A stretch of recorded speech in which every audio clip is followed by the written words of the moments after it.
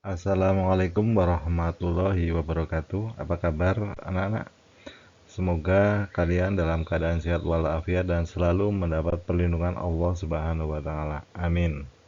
Sebelum masuk ke materi, ada baiknya siapkan dulu buku catatan dan alat tulis untuk mencatat hal-hal penting nanti yang ditemukan atau hal-hal yang ingin ditanyakan. Baik, kita mulai saja materi pada kali ini. Dari gambar ini, apakah kalian tahu apakah ini? Ini tentu sudah sangat familiar dengan kita semua. Ya, betul. Ini adalah gambar dari virus corona yang menyebabkan penyakit COVID-19. Virus corona pertama kali ditemukan di kota Wuhan, Tiongkok pada akhir Desember 2019.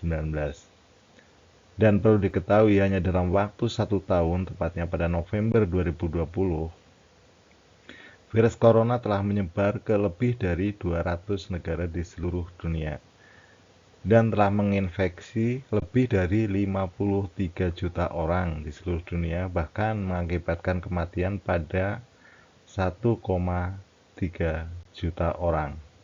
Belum lagi yang harus mendapat perawatan di rumah sakit atau harus melakukan isolasi mandiri.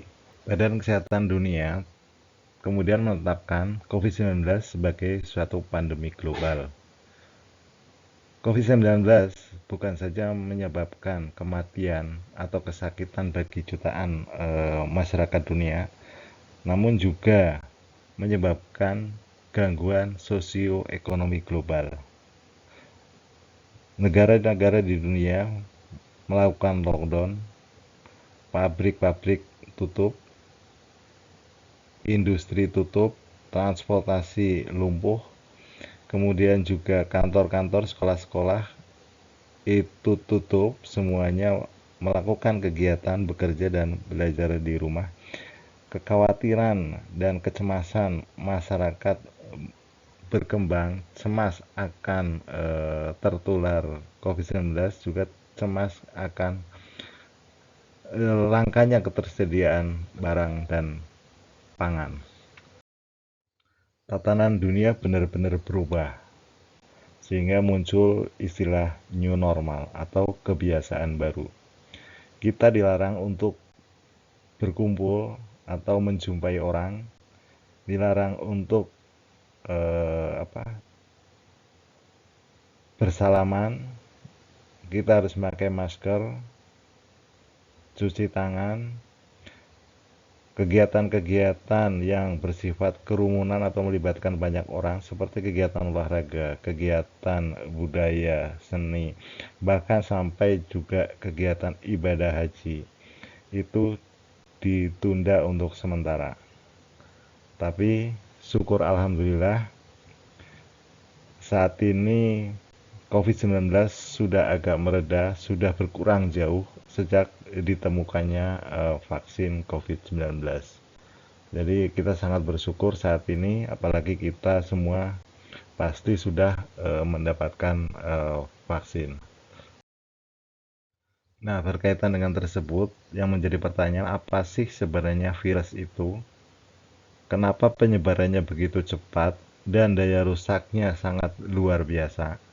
Nah, pada materi kali ini kita akan cari jawabannya bersama-sama.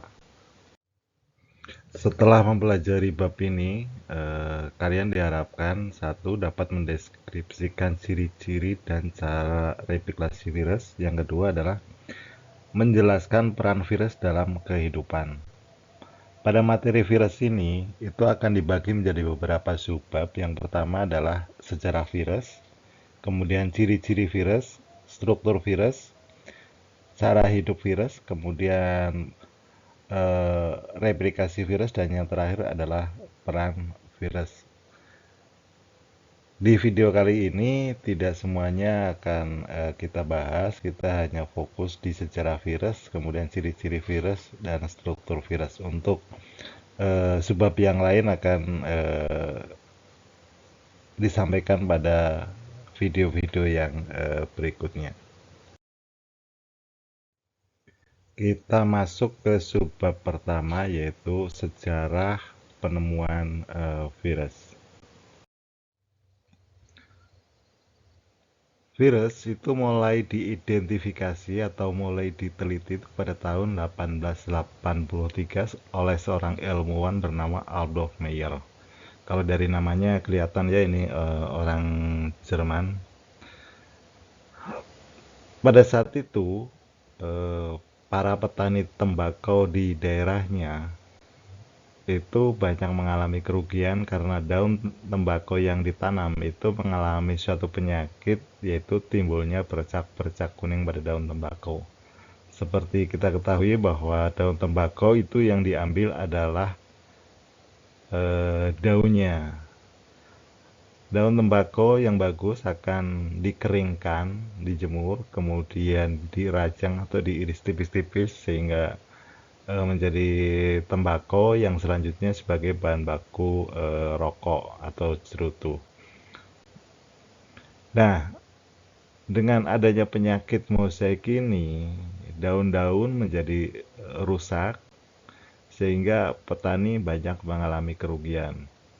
Saat itu, para petani tembakau minta bantuan ke Adolf Meyer, seorang eh, ilmuwan, tapi ini sebenarnya bukan ahli biologi atau ahli pertanian ya. Ini seorang ahli kimia sebenarnya.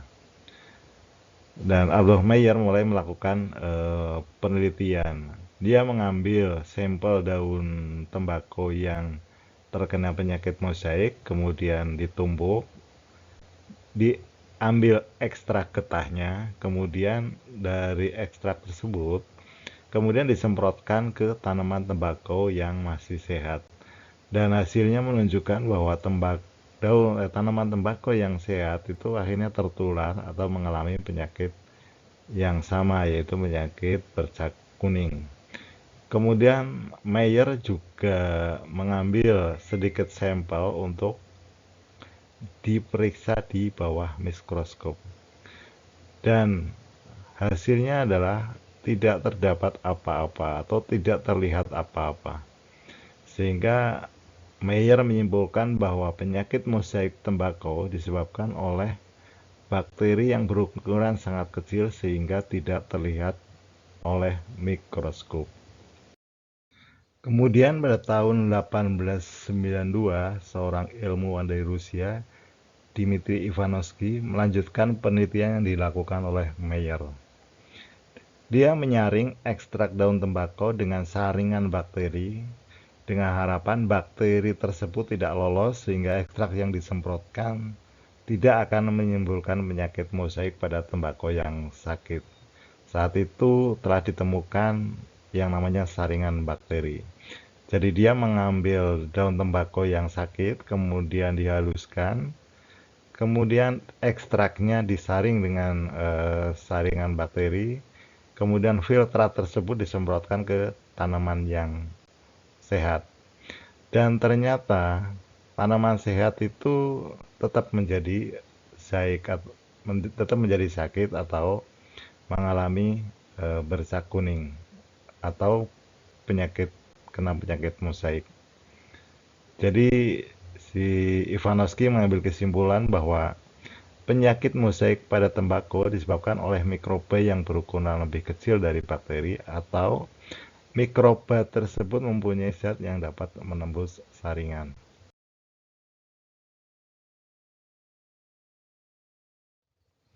Pada tahun 1897, Martinus Beijering melanjutkan penelitian dari Ivanovsky. Dia melakukan penyaringan bertingkat yang bertujuan untuk membuktikan bahwa penyebab penyakit pada tanaman tembakau adalah bakteri yang sangat kecil dan lolos dari saringan bakteri, bukan oleh zat yang disebabkan atau dikeluarkan oleh bakteri tersebut.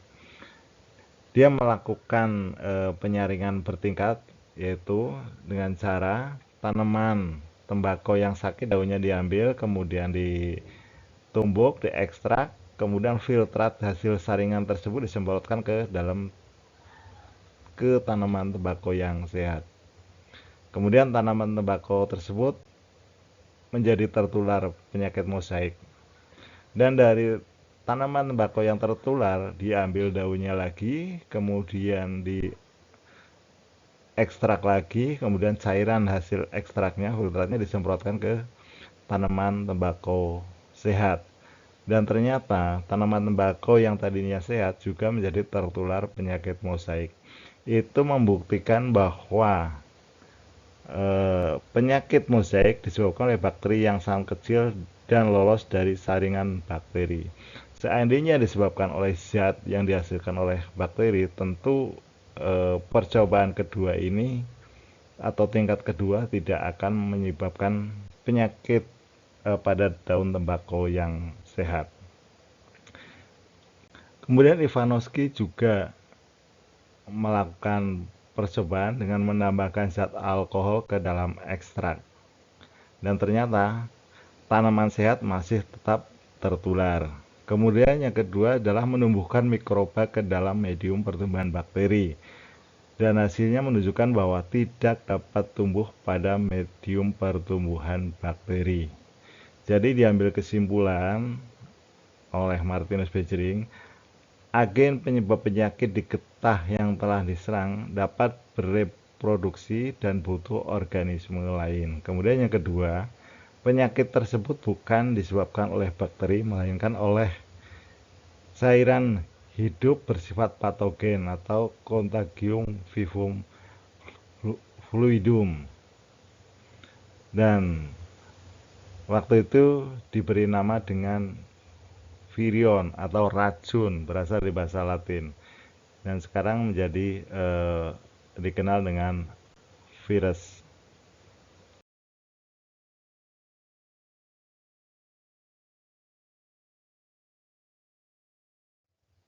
Kemudian Wendell Stanley berhasil mengkristalkan partikel mikroskopis yang menyerang tanaman tembakau yang kemudian diberi nama dengan Tobacco Mosaic Virus atau TMV. Ia juga menemukan bahwa virus tersebut tetap aktif walaupun dalam fase kristal. Virus dalam fase kristal, jika diinjeksikan ke dalam tanaman tembakau yang sehat, maka virus akan menjadi aktif kembali, kemudian menggandakan diri dan menyebabkan penyakit pada tanaman tembakau tersebut. Ini adalah gambar dari tobacco mosaic virus jika dilihat dengan mikroskop elektron. Walaupun pada saat itu belum ditemukan mikroskop elektron. Mikroskop elektron baru bisa melihat virus itu pada tahun 1939. Jadi pada tahun 1939 virus untuk pertama kali bisa dilihat dengan mikroskop elektron. Apa sih perbedaan mikroskop elektron dengan mikroskop biasa atau mikroskop cahaya? Adalah di perbesarannya. Kalau mikroskop elektron itu pembesarannya itu bisa sampai 100.000 kali. Sedangkan mikroskop cahaya itu hanya sampai ribuan kali.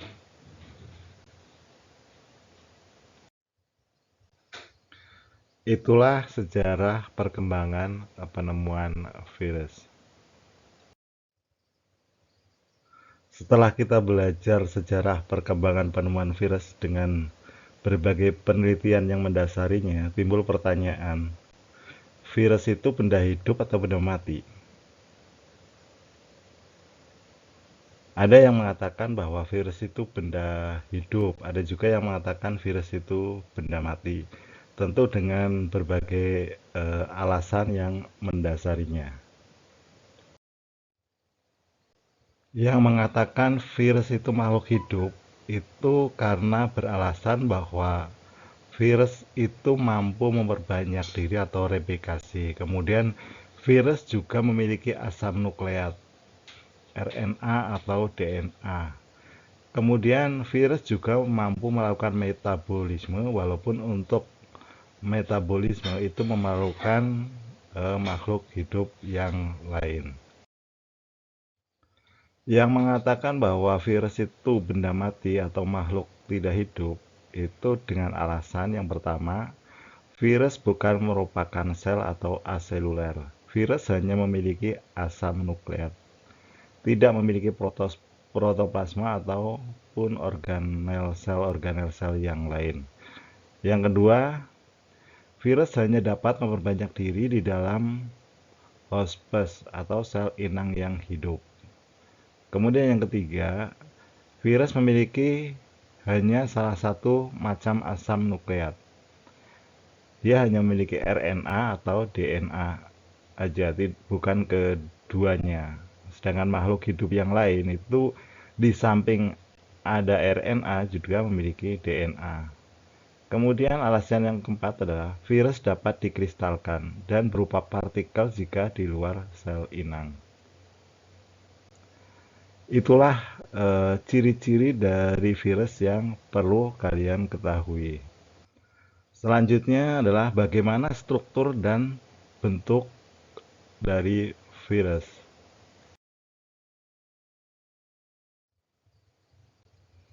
Ini adalah salah satu bentuk virus yang banyak dijumpai di buku-buku, walaupun tidak semua virus itu bentuknya seperti ini. Banyak sekali bentuk virus, seperti virus corona itu bentuknya bulat. Virus bentuk ini atau biasa disebut virus T atau bakteriofag atau virus pemakan bakteri. Di mana struktur dari virus ini itu terdiri dari kepala, kemudian leher, dan ekor. Untuk kepala sendiri terdiri dari selubung protein atau kapsid, dengan di dalamnya itu ada asam nukleat. Kemudian asam nukleat itu ada dua jenis, yaitu DNA dan RNA. Satu virus itu hanya memiliki salah satunya saja. Kemudian virus yang struktur tubuhnya tersusun asam nukleat dan kapsid itu disebut virion. Kemudian leher. Leher merupakan hubung antara kepala dan ekor. Leher berfungsi sebagai saluran keluarnya asam nukleat menuju ekor. Namun tidak semua virus juga memiliki leher. Kemudian bagian ketiga adalah ekor virus. Ekor virus terdiri dari selubung ekor, kemudian serabut ekor, dan lempeng dasar.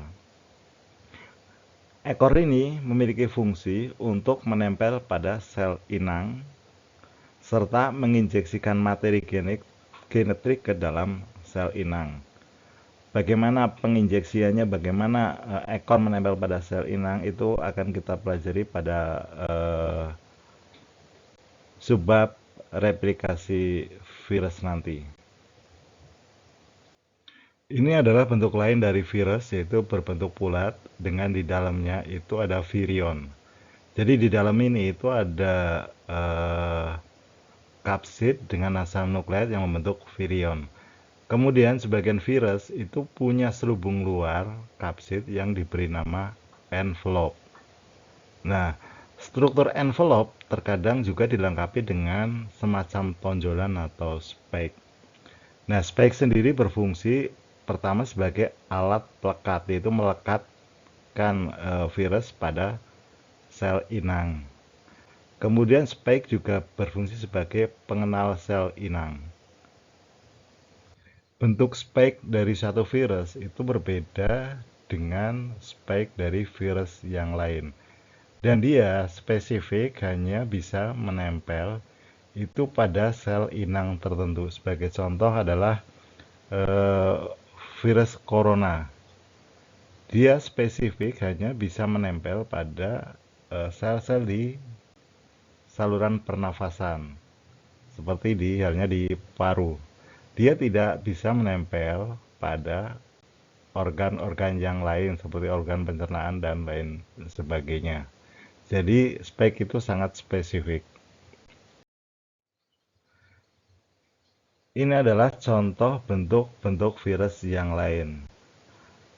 Seperti herpes viridae, kemudian parvoviridae, Poxviridae, Adenoviridae, dan Iridoviridae.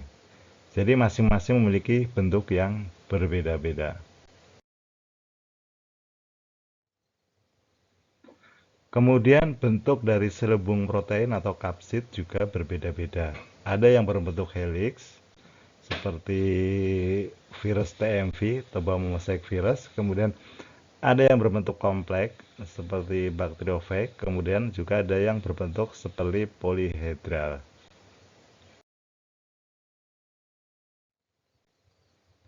Ini adalah bentuk dari bakteriofag atau virus pemakan bakteri. Bakteriofag atau Vog adalah virus pemakan bakteri yang ditemukan oleh Frederick Wood dan Felix de Herrera. Bakteriofag menyebabkan sel bakteri menjadi pecah. Nah, bagaimana mekanisme sampai menyebabkan sel bakteri pecah? Itu akan kita pelajari di replikasi virus nanti. Jadi ada bentuk bakteriofag itu ada T1, T2, kemudian T4.